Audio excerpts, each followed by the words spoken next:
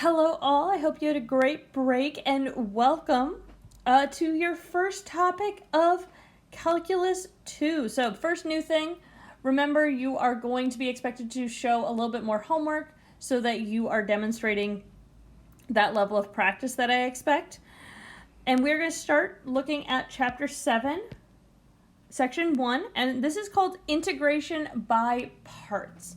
And integration by parts, here's a really classic example of a problem, is going to be when you are looking at a product rule. So the product of two different types of functions. Like if this was x and this is x plus 2, just distribute and use your regular rules already. But here we have x times sine of x. So what integration by parts tells us to do is we're looking at a product. So the easiest thing to do is recall the product rule.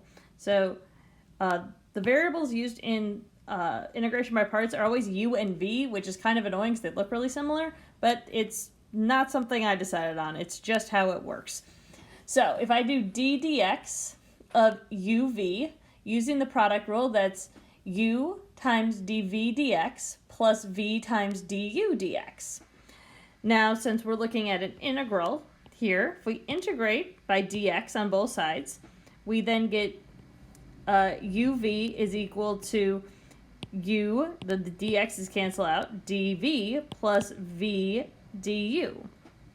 Now what this is this formula from the product rule this is basically going to here be the setup, and then the goal is to get a different one.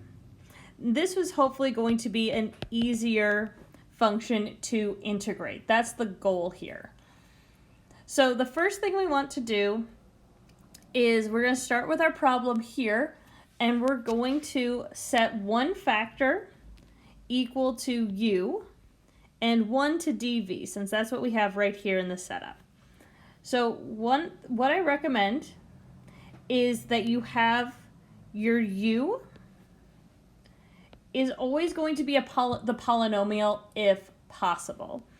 And then we're going to use a chart just like Mr. Conkle might have. So u du and then v dv. And then we will end up filling in these boxes into your formula here.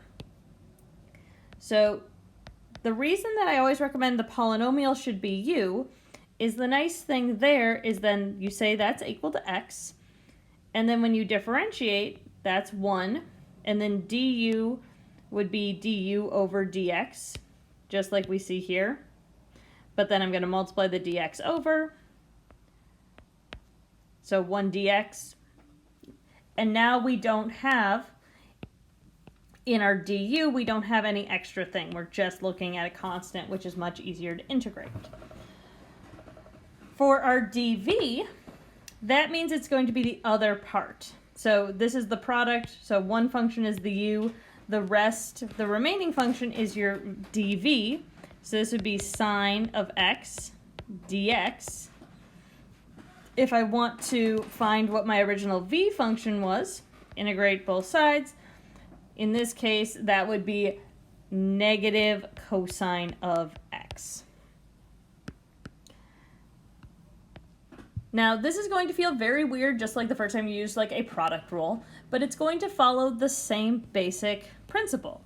We're going to, so we have our u dv, and then, so our original function and the derivative of another.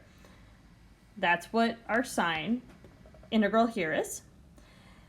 And then looking at this formula here, that's equal to u times v.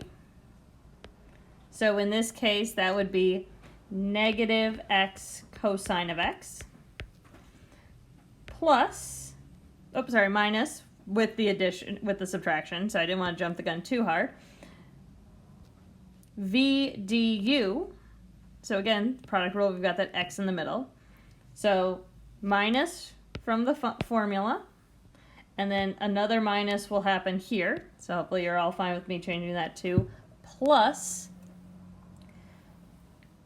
integral cosine of x times 1 dx.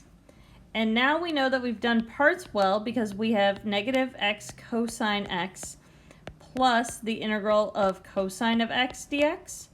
And again, I'm saying this, we know we've done this right, is now we're actually looking at an integral we know how to do.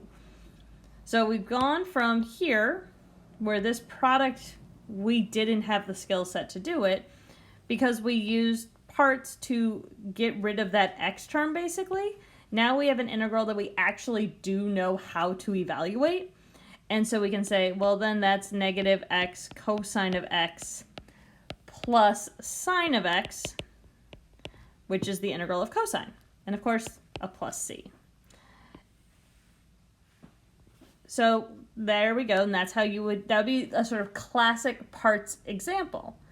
One thing is that we're always going to be looking for a product for parts, but parts can also be used, as we see in number 2, when you have a function that you just don't know the integral for. You don't know what the antiderivative is. There is no way to say, oh, well, I remember, I've seen a function that has a derivative of the natural log. And the way that we use parts for that is that you can treat the product like this.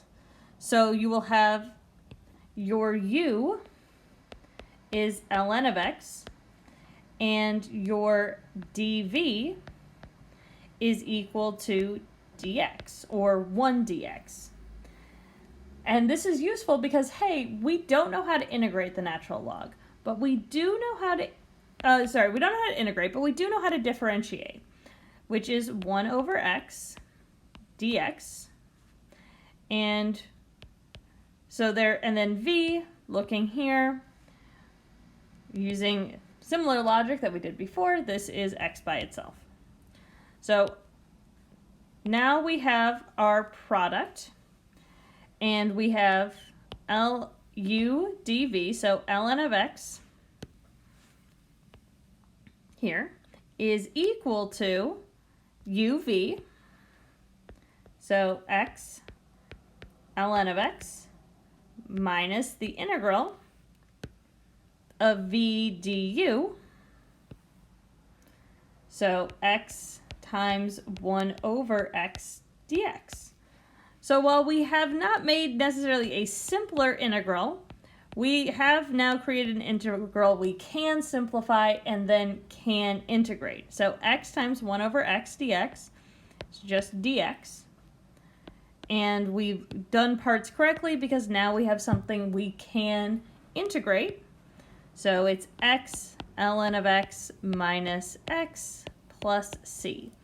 And this is definitely one of the ones that if you want to, it might just make more sense to memorize that integral because it shows up fairly frequently on tests, and it's not necessarily fun to do parts more than you have to. So this is the 2 examples I'm going to go through in this lesson. I'm going to go through 2 more in the next. But as we get into these more complicated ideas, make sure you're organizing, taking notes, and so that you can use those on your quizzes to make them go a little bit easier.